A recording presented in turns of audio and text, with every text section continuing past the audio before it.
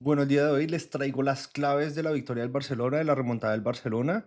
Primero que todo, como siempre, en los primeros 5 minutos la idea es intentar ver las intenciones de cada equipo, los esquemas, lo que más o menos se planificó y uno puede determinar un montón de cosas cuando los equipos tienen la pelota o cuando no la tienen, porque hoy en día no solo se juega con un esquema, como siempre lo he venido diciendo. Entonces, básicamente, a partir de ahí, digamos, vimos al Oviedo con un 4-4-2 en donde planteó, digamos, ese bloque en la zona 2 en zona media. Vimos un muy buen arranque del Oviedo, apretando, digamos, haciendo presión alta.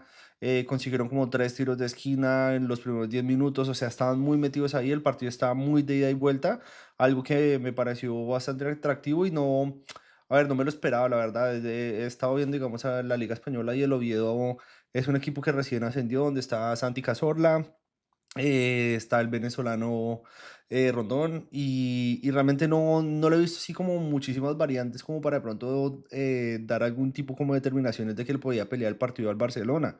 Pero a partir de ahí el equipo arrancó súper bien. Ese 4-4 muy bien parado. El Barcelona no encontraba, digamos, el poder hacer esas transiciones en donde, digamos, ellos siempre manejan, desde la posesión, manejan los tiempos del partido, ¿vale? Y el Barcelona con su clásico 4-3-3 en donde siempre se le ve con ese doble pivote, que en este caso era Pedri y Casado. Y más adelantado, pues estamos viendo a Dani Olmo, que es el que se mueve, digamos, entre líneas, el que, digamos, ayuda a traer la pelota limpia a zona de finalización. La verdad, digamos, la figura del primer tiempo, desde una vez lo voy a decir, para mí, Rashford, una máquina. A mí me encanta que este tipo de extremos, como son como extremos delanteros, tienen como ese deseo de encontrarse con el gol o de estar siempre como buscando esas alternativas que los lleve al gol. Vimos como 3 remates al arco en menos de 20 minutos, algo que me pareció espectacular. Estaba muy cerca el gol del Barcelona, pero el Oviedo también estaba creando ocasiones de gol, estaba creando peligro más que ocasiones de gol. O sea, estaban llegando, se estaba yendo un ida y vuelta y no se le veía un Barça cómodo dentro de lo que normalmente siempre nos tiene acostumbrados a ver.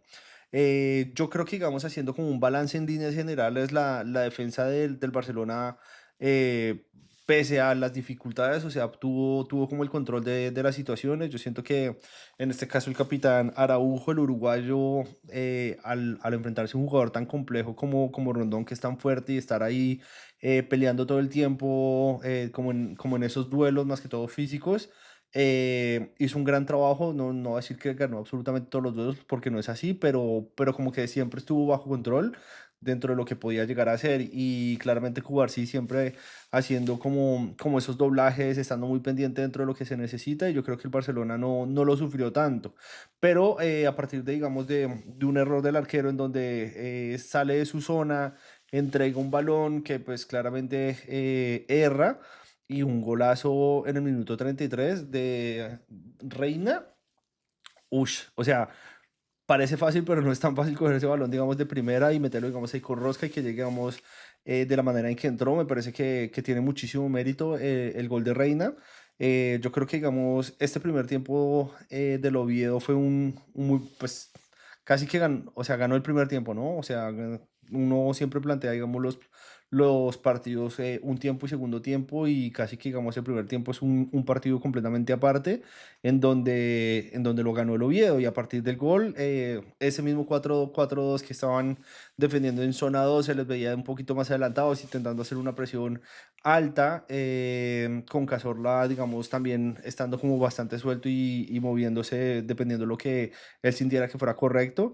Ya en los últimos 15 minutos o después del gol, vimos a ese mismo video con ese 4-4-2, pero muy pegado al arquero, a la bomba. Entonces, ese bloque pasó a ser bloque bajo, y que muchas veces incluso el mismo Santi Cazorla se metía a hacer una línea de 5, se le podía ver como un 4-5-1, pero no tanto como por el esquema, sino como por las funcionalidades, siempre con la intención de bloquear las transiciones del Barcelona. El Barcelona nunca estuvo cómodo o estuvo como en control de las situaciones del juego en el primer tiempo.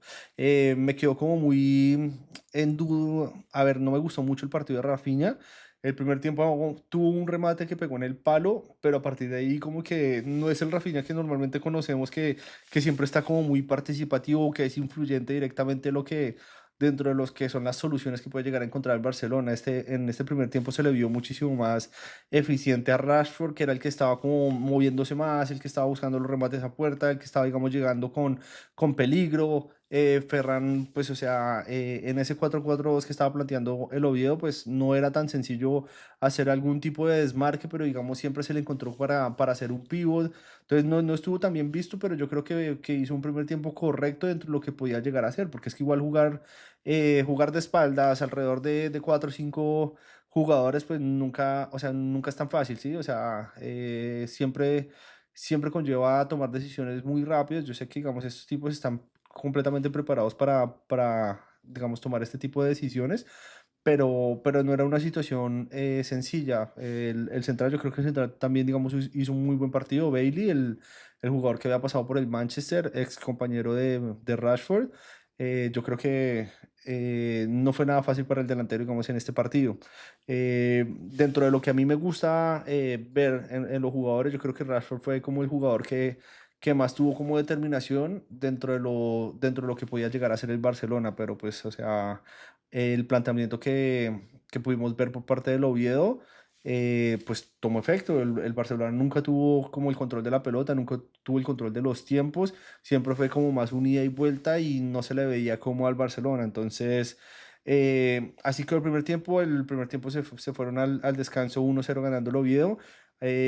Algo también que quería traer a connotación es el árbitro. Me encanta que no hubo ningún tipo de problemas arbitrales, o sea, siempre empezar a hablar de las polémicas, hablar de algún tipo de decisiones arbitrales que comprometan el proceso del partido. Siempre no es bueno para el espectáculo y realmente los árbitros tienen que estar ahí para que todo fluya como tiene que fluir. O sea, obviamente los jugadores, los entrenadores y todos los que hacen parte de este espectáculo, pues tienen que aportar para que digamos, los partidos se den de esta manera. O sea, no ni una sola tarjeta amarilla en el primer tiempo.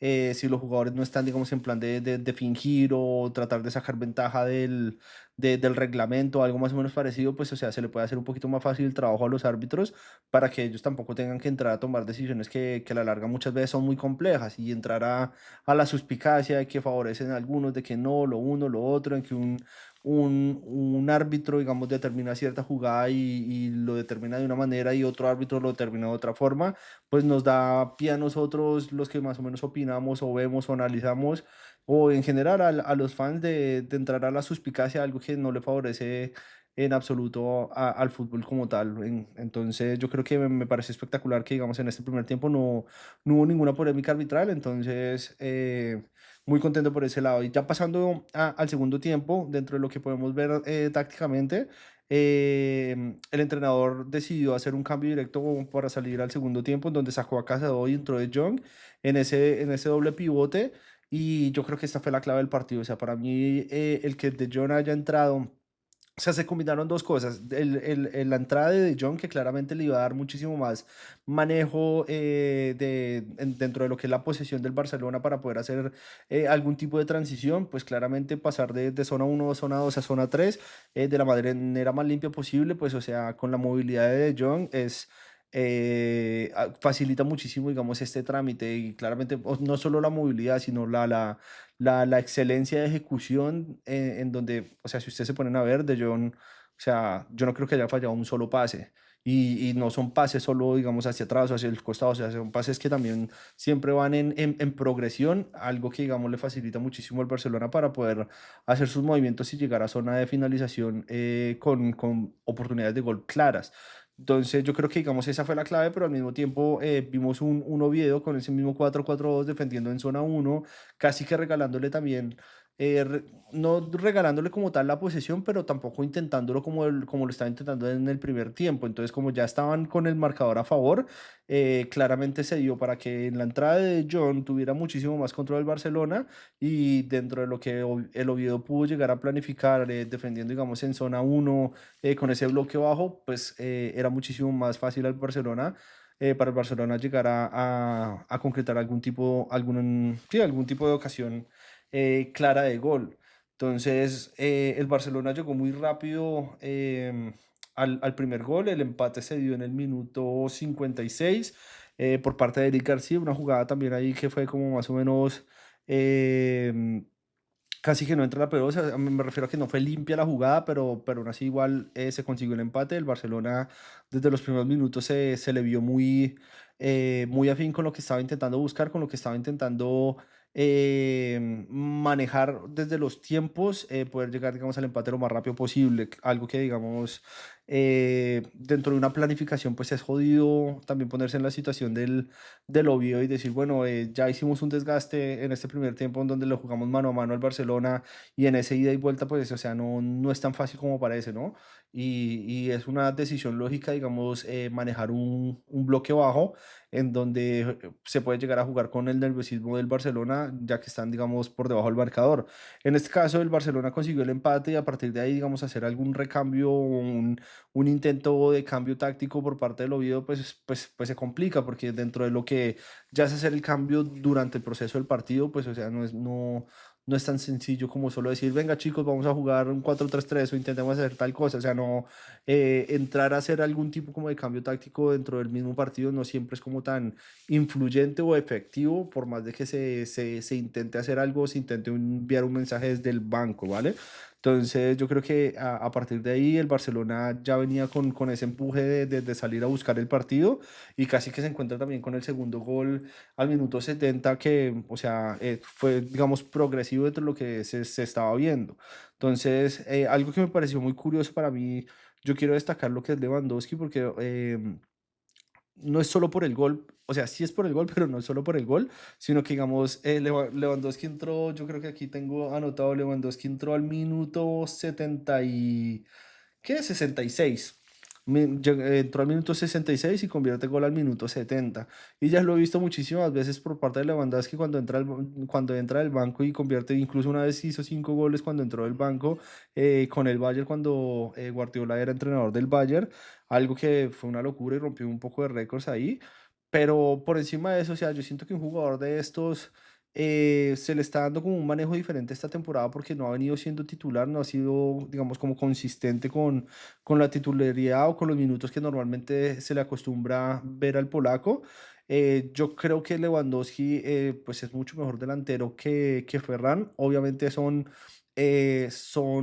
dos diferentes jugadores, o sea, son dos tipos de variables en donde uno ofrece unas cosas y el otro ofrece otras y no quiero entrar a decir que de pronto sí, uno es mejor que el otro, claramente si ustedes se ponen a comparar en nueves y por encima de opiniones, gustos o demás, los argumentos van más por la cantidad de goles que han hecho o por el promedio de gol que tengan y claramente Lewandowski tiene un promedio de gol muchísimo más alto a lo largo de su carrera que Ferran, sin decir que Ferran no lo esté haciendo bien, porque Ferran está haciendo un muy buen inicio de temporada, ha convertido varios goles y claramente por eso también empieza como titular.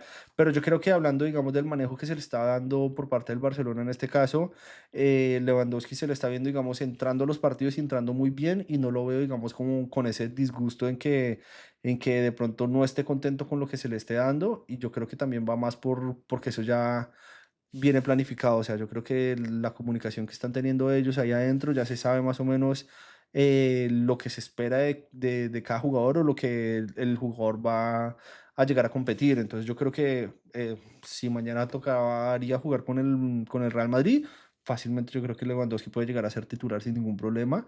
Y yo creo que también en ese ida y vuelta de pronto de entrar a ver qué es mejor para el delantero y qué es mejor para el equipo, yo creo que también Lewandowski prefiere terminar los partidos antes que empezarlos y salir al minuto 60. Entonces, yo creo que pues también me pone contento porque los delanteros, digamos, o sea, de esta calidad que entren y en 2 minutos la primera pelota que tocan, ¡pum! Gol para adentro, opción de gol clara, o sea, me parece espectacular.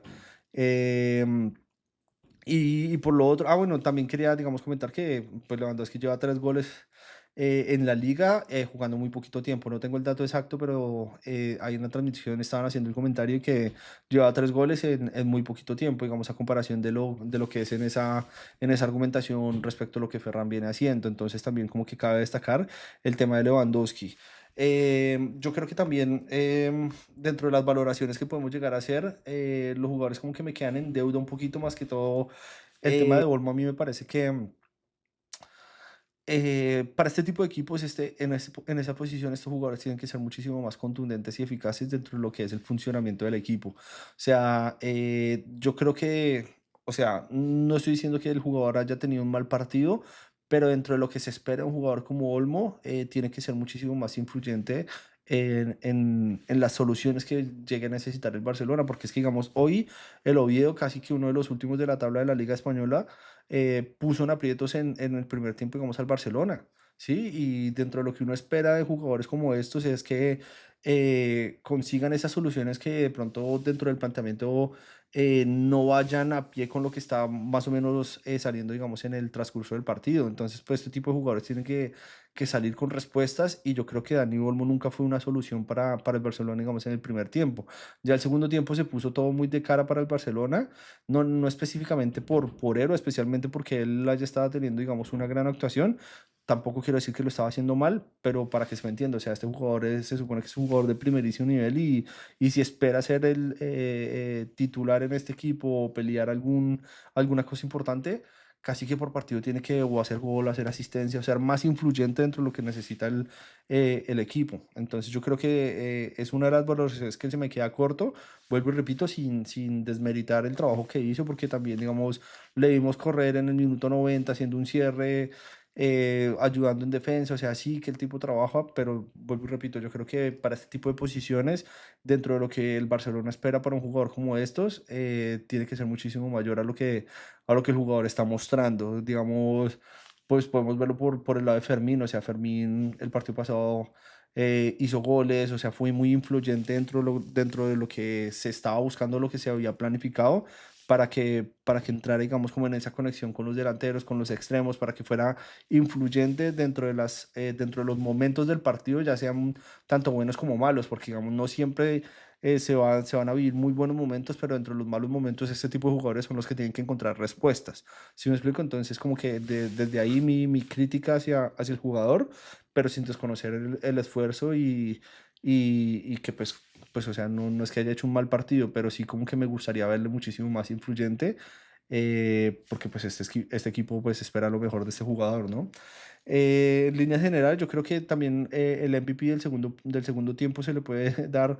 Yo creo que es que para mí la clave fue De Jong, o sea, desde que entró De Jong, el Barcelona empezó a encontrar claridad con la pelota y en los últimos 20 minutos ustedes se pueden dar cuenta que, no sé, habían posesiones del Barcelona que duraban más de 2 minutos, algo que pues es muy complejo en un partido de fútbol y esto tiene mucho que ver desde que De Jong entró, encontraron los espacios que se necesitaban, la movilidad que se necesitaba y podían llegar, digamos, a tener esa posesión en campo rival, cosa que es completamente diferente a tenerla, digamos, en campo propio. Em, a partir de ahí, yo creo que ya, vuelvo y repito, no hubo ninguna polémica así como para resaltar. Me gustó muchísimo el trabajo del árbitro porque no tuvo influencia dentro de lo que era el partido. Entonces, chévere que el Barcelona haya podido ganar sin ningún tipo de polémicas, porque siempre esas polémicas se ensucian o hacen que la opinión pública pues entre a debatir o argumentar cosas que muchas veces no pasan, ¿no? Y dentro de lo que pudimos observar en temas tácticos o temas de funcionamiento o cualquier tipo de análisis o valoraciones que podamos hacer de los jugadores o del equipo en general, muchas veces el arbitraje ensucia el trabajo de todo un equipo, ¿no? Y yo creo que fue muy bueno también por parte del Barcelona. Hay muchas cosas para corregir, claramente, porque no puede pasar que un equipo, digamos, que esté peleando el descenso en la liga, complique la manera en que complicó, digamos, en este primer tiempo. Pero a partir de ahí también hay que rescatar cómo se llega a la remontada, ¿no? Cómo se sufre, digamos, el partido, cómo se encuentran esas soluciones y cómo se llega, digamos, a terminar el partido de la manera en que se terminó. Entonces también son muchas más cosas positivas que negativas, pero igual se sobreentiende que, digamos, hay un montón de cosas por mejorar. Entonces, nada, también quería, digamos, comentar el tema de lo de Rafinha. Rafinha terminó saliendo por Lewandowski. Yo creo que, pues, Hansi Flick pues, estaba viendo lo que yo más o menos estaba interpretando en el primer tiempo dentro de los apuntes que yo tenía. No vimos el Rafinha que normalmente conocemos. Eh, Vuelvo y repito, no es que haya jugado un mal partido, solo que nos tiene acostumbrados a que este jugador por partido hace gol o asistencia, o sea, o es mucho más influyente dentro del proceso que pasa en los partidos, ¿no? O sea, en ese, el estar intentando, el estar buscando, el estar moviéndose, el estar generando problemas sin necesidad de que pronto terminen en gol o asistencias, siempre, digamos, pasa por ahí, digamos, los tiempos, como lo que pasó con Rashford en el primer tiempo, algo que en el segundo tiempo lo vimos muchísimo más desaparecido, pero pues el equipo consiguió lo que se estaba buscando, entonces claramente la valoración para el equipo en general fue muy positiva. Entonces, nada, este fin de semana hay muy buenos partidos. El próximo partido del Barcelona va a ser de local contra la Real Sociedad, una Real Sociedad que desde mi punto de vista acabaron de hacer un cambio de entrenador. Yo, pues, o sea, dentro de lo que yo he visto de la Real Sociedad en la temporada pasada, en los últimos partidos y lo que se está viendo, digamos, en esta primera temporada, les está costando muchísimo esa transición del cambio de entrenador, de estar peleando siempre en casi que llegar a Champions o estar ahí en UEFA Europa League. Y este principio de temporada se les ha visto, digamos, muy flojos. Y, digamos, el equipo que tienen no es un mal equipo, tienen grandísimos jugadores. Ortizábal me parece un jugadorazo, Take Kubo también. O sea, hay un par de jugadores que son muy interesantes, pero realmente el inicio de la Real Sociedad no me parece que haya sido el mejor. Consiguió su primer triunfo el fin de semana por 1-0. El fin de semana no, ayer. Ganaron 1-0, fueron sus primeros 3 puntos. El partido, pues, el Barcelona va a ser local, pero yo creo que, o sea, yo no estoy convencido que la Real de pronto vaya a crear muchísimos problemas. Esperemos que podamos ver un gran partido como digamos el de hoy, por más de que el Barcelona terminó el partido cómodo. Vimos un gran partido en donde pues el Oviedo consiguió crear muchísimos problemas y en ese ida y vuelta cuando el Barcelona pues encontró las soluciones y llegó a la remontada, pues pudimos ver un gran espectáculo. Entonces esperemos que el próximo partido sea algo parecido, podamos entrar a determinar un montón de cosas y pues nada, también cabe recordar que este fin de semana es el derbi madrileño, juega el Real Madrid, el Atlético de Madrid, el local va a ser el Atlético, entonces también para que estén pendientes que vamos a hacer algún tipo de análisis o valoraciones dentro de lo que podemos llegar a opinar del partido. Entonces, bueno, si llegaron hasta acá, muchas gracias por ver y hasta la próxima.